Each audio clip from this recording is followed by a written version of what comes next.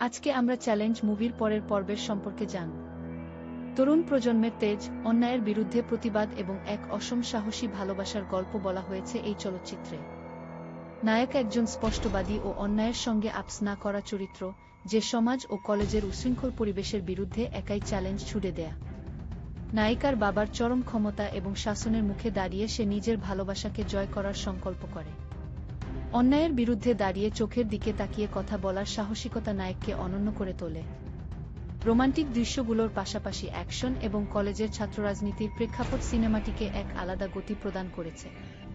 খলনায়কের ক্ষমতার দাপটকে কিভাবে নায়ক তার বুদ্ধি ও সাহসিকতা দিয়ে একের পর এক টেক্কা দেয় তা দেখার মতো। রোমাঞ্চে ভরপুর এই গল্পটি সম্পর্কের জোর এবং নিজের নীতিতে অটল থাকার এক চমৎকার বার্তা বহন করে।